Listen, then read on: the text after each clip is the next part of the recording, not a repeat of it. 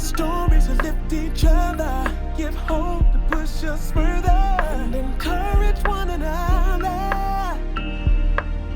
Behind the scenes beauty. June Ambrose could truly be called the architect to hip-hop fashion, influencing the culture through artists such as JayZ, Missy Elliot, Sean Combs, Busta Rhymes, Mariah Carey, Mary J. Blige, Jasmine Sullivan, SZA, and more. She was the costume designer for the culture classic Hype Williams film, Belly. The totality of who she isn't predicated on the success of her clients though, but June's amazing spirit was enough to make her a star all her own. From becoming an author, June Ambrose's effortless style, to shoe and clothing collabs with HSN. She was the star of a show on VH1 entitled Styled by June. She's done a sunglass collaboration. She's made countless TV appearances from Oprah Winfrey's show, The View, Good Morning America, Rachel Ray, to even doing the red carpet for BET. June has partnered with companies from Target, Macy's, and Lemire, and as if conquering the world wasn't enough, most recently she signed a creative director and designer deal with Puma, and in 2021 she released her first collection with the brand. June took hip-hop from Timberlands and Carhartt jackets to luxe looks in Tom Ford suits. June Ambrose is truly a culture icon. And now I have with me June Ambrose. Let me tell you, it's so hard to package you, like to try to say, to do an intro for you is so hard because to me, being a friend of yours, I know you're much more than a stylist. I know you're an author. You are a TV personality. You are now a mom, a wife. Yeah. You were there for your mom when she was ill, so you were a devoted daughter. Yeah. You have, and juggling all of these different things, you have, oh my gosh, you've had those partnerships with HSN and designing, and now your new role over at Puma. Mm-hmm. How? How am I sitting here? How? Oh my God. One day at a time. I always say, if there's never enough time in a day, right? So I'm like, I'm on my 25th hour, Mm-hmm. But we're kind of designed for this. We're cut from this cloth, I think that the early years of coming up in the music industry, you feel like a doctor on call. There's never, your phone rings all the time. Right. Your phone is literally by your bed. I've learned to put the phone in another room. Oh, really? I've learned, I've adjusted my sale. It's an addiction, and also if you don't adjust as life starts to evolve and you start to, because I say we grow young, we don't grow old. Right. And as we grow young, our attention span is different, our patience is shorter. As a toddler, as a teen, think about what's happening to us as we age up. But you also, you get anxious, so you have to adjust the sail. Yeah. And I've learned to, that, even though I have this young, vivacious spirit, I this kid-like spirit will never leave me. Mm-hmm.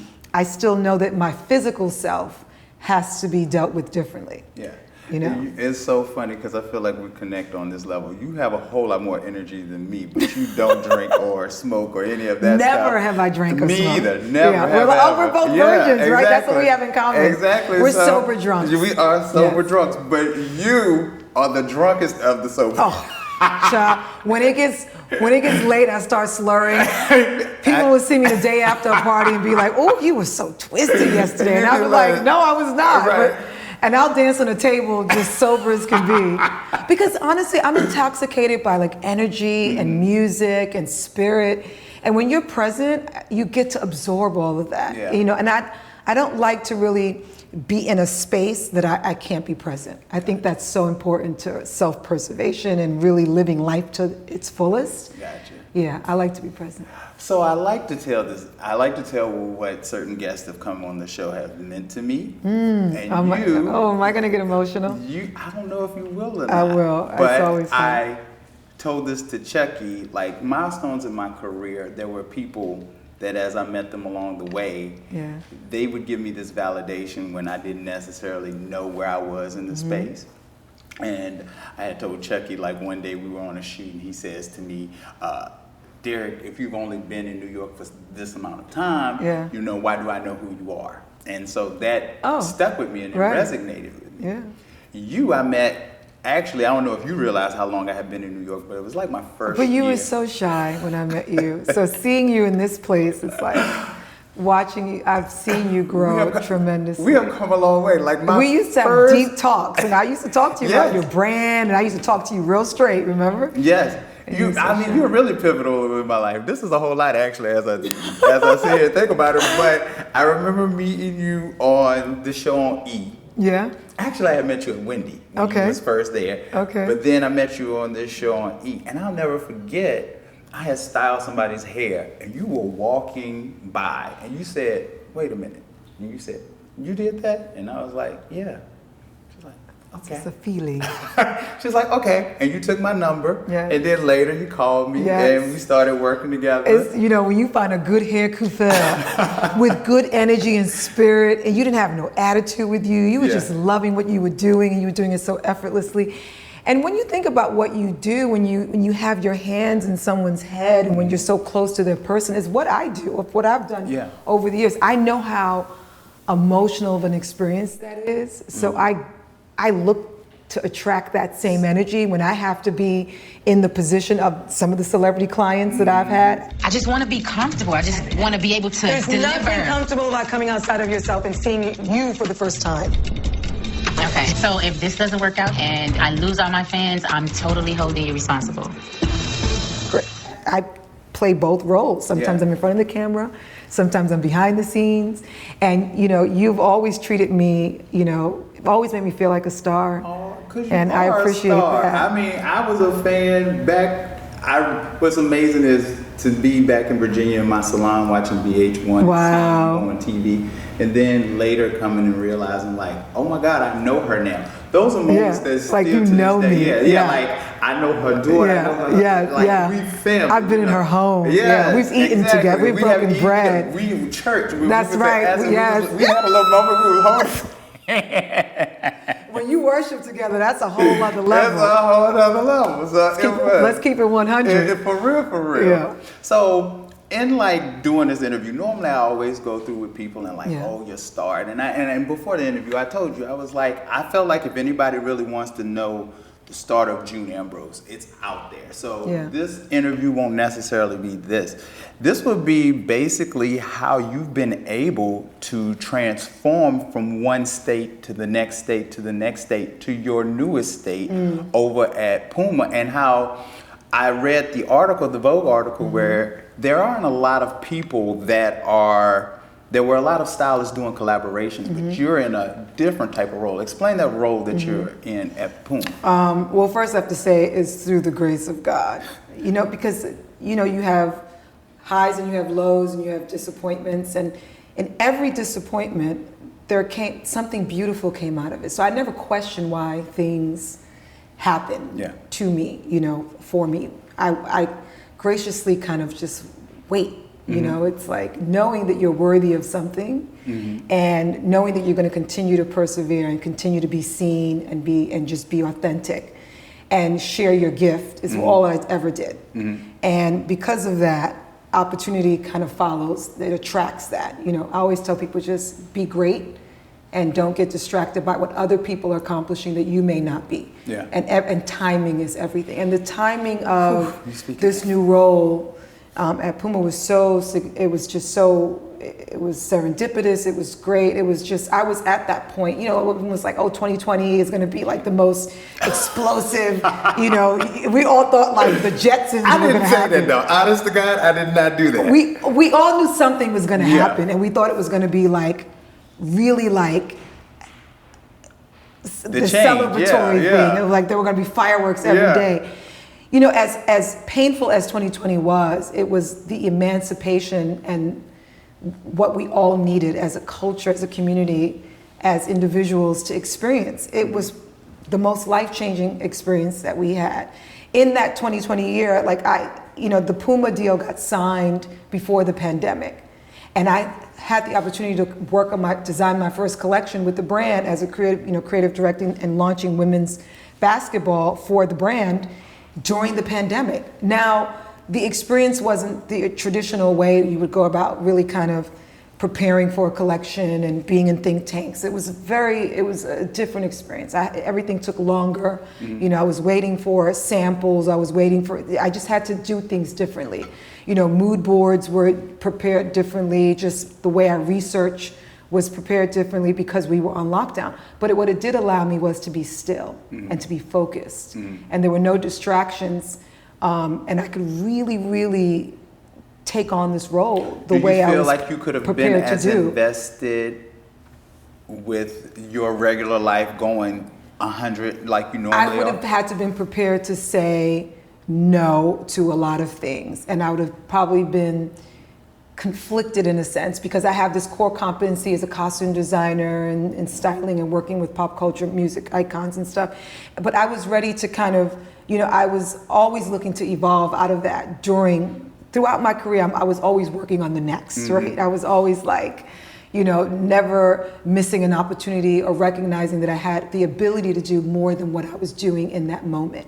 And sometimes when you do things, when you're working in your core competency, you know, I'm known as a celebrity stylist, known as a celebrity costume designer, you know, the phone, if you maintain a level of relevancy and continue to kind of sharpen your tool, right. The phone rings, and then you don't get to really do the things that emancipate you. Yeah, to the next level. Right, and this is a role that when I spoke to, you know, JayZ and Ambroise Jones about what I wanted to do, and they allowed the opportunity to happen. They created the space for me to do that.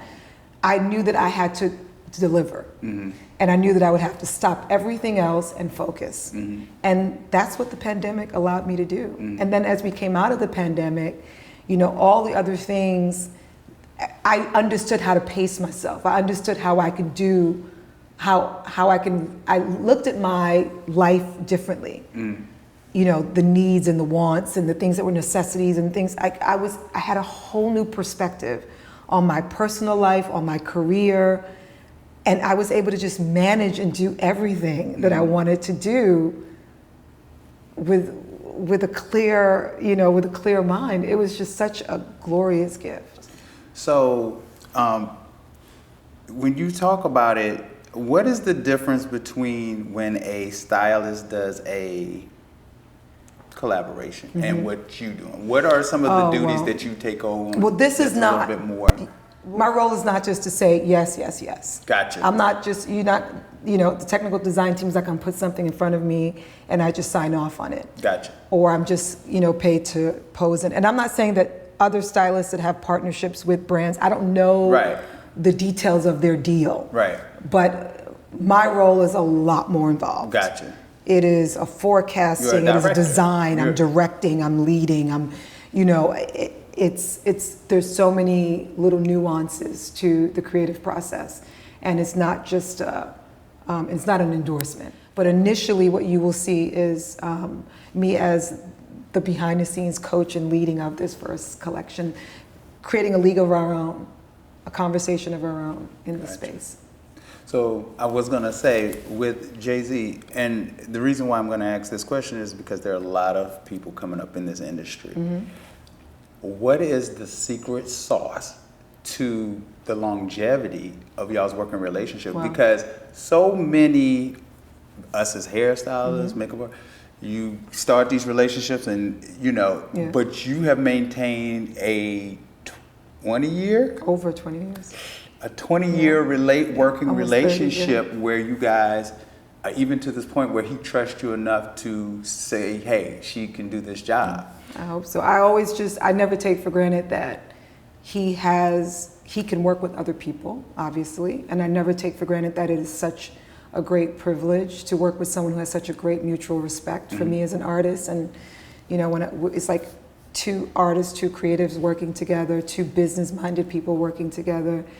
And really just the trust, the knowing that I have your best interest, I know he has my best interest, and I think that mutual respect has really led to our longevity, the understanding of boundaries and space and privacy, and I think we clearly understand that, and I think that's been the reason for the work relationship and what is, is a friendship. He's family. Can I also give you a compliment? I would also say, because you don't rest on your laurels. Like, you're always constantly challenging yourself. Oh, you're totally. never just like, I've been doing this for so long. No. And I think that is one of the problems. I'm a Gemini. I get bored. And I always just assume that there's always, listen, I always tell my kids, there's always going to be somebody who's better than you. Right. You focus on you being great, not what the other person's doing. But just understand that people want to be around you. Right. And you cannot discount how important spirit is, how important energy is, how important, the uniqueness of how you make a person feel. Yeah. And if you can make someone feel safe, it's a priceless, in my opinion. If I'm with someone and they make me feel safe, you can't put a dollar amount on that. I would definitely agree. Yeah. So, okay, you also work with Gucci and change makers. Yeah. The pandemic brought about a lot of racial things to the surface. What are some of the things that has been the focus of that initiative?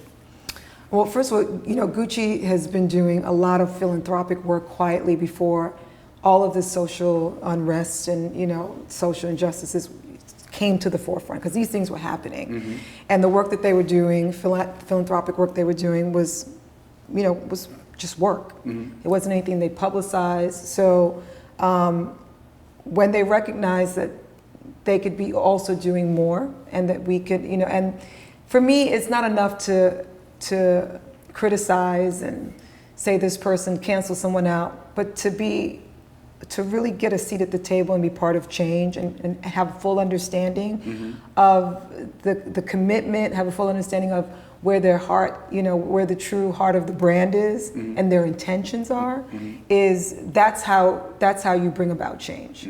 Antoine, who they brought on to run the Change Makers, which is putting so many of our young, kids of color in a great financial space that they can actually afford to go and complete their education and, pay for these schools that they get into. And just finding all this beautiful young talent and being on part of that process of going through those applications and, speaking to them, mentoring them. To me, that's how you have an opinion. That's how you go up. To me, that's a place of leadership, and that's the role that I always want to be in. I'm on the board of the Fresh Air Fund. I was a Fresh Air Fund kid. Being able to give back to your community and to kids that look like you, that you recognize, that you see that same spirit in their eyes, and be able to, afford them the same privileges that you now have, is a great feeling. And I again, it's just another silver lining in the pandemic. Yeah. So that people cared more, they cared more. But Gucci, honestly, they were doing stuff that, way before the mishaps happened. And because of that, all the uncomfortable conversations have been had, and they're doing things internally at a very executive level to make sure those things don't happen again. How do you feel about that conversation that started happening in fashion with brands realizing that they need to start stepping up? Yeah, I'm also on the board of Black in Fashion. So. That's right. Because Sir John's on that board too, right? Yeah. So So what does that board do? What is that? Well, they're holding these brands accountable, and they're getting them to contribute in a way that's significant, and they're getting them to participate in a way that can effectively bring about equality and change, and that the landscape and the way you see things, they look like America should look like, and those economical disparities and things, and just access. The reality is, most of these brands that don't have the diversity that they're being accused of having is because they don't have access. They don't necessarily have the right people in place to expose them to the talent. But I've also I've also said, we got to start incubating young talent early. And it's not just about, they don't apply, but they should also feel welcomed. They should also feel like this is a space that they belong. And there's a lot of work to be done. Right. But the first part is holding them accountable, getting them to recognize that this is not what normal should look like. Right. This is the new norm. Yeah. It does not look like this. Yeah. And we want a seat at the table, and we want to be heard, and we want to contribute more than just like fluffing and folding. Yeah. Like we need to be contributors from every aspect of the executive decisions, every aspect of the branding and the marketing and the design and the production. So there's so many aspects that that we're discovering and we're talking about, and I think that's going to really make a significant difference. Especially since our culture normally takes these luxury brands and give them such. Spend our last dollar. Yeah. Listen, work a job at KFC just to get a Gucci belt or Louis Vuitton, whatever. But it's crazy.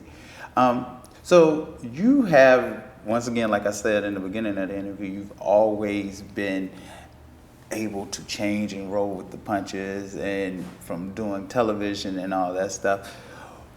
What is there anything that you feel like you haven't done that you want to conquer? Like, what are some June aspirations? I mean, there's so many. It's like I feel like I'm just getting started, if that makes sense. There's like chapters in my life, right? So, and I'm not a huge fan about talking about things that I'm necessarily manifesting and I'm working on. I feel like action and when you actually have a tangible something to share is when you should share it. Before then, it's kind of like this thing that I'm processing and internalizing and calling on and conjuring on and working on. So I'm never comfortable about talking about the things that I feel like I haven't done. I almost feel like it puts I just love to say, just wait and see, bank on me, bet on me, trust me, Well, I got my money on you because I believe in you. Yeah, thank you. You have definitely proven yourself. Thank I love you so much, June. Thank you for doing this. No, thank you. This was harder than I thought, I think. Really? Why did you think it was? Well, because it's a vulnerable place. Right. We talked about things I don't normally talk about. Right. True. Well, it's always something for me too, because first of all, people that I've known for a long time, like you said earlier, are seeing me in a whole different space. So it's them having to process like, okay. I know. When I watch your episodes, I'm like, who is this guy? What's he I'm like, he's so grown up. He's so grown up. What's he getting ready to say? What is he getting ready to do? And so it's always, this has been a very show and prove. He's Tom Brokaw. It's very intense. show and prove for me.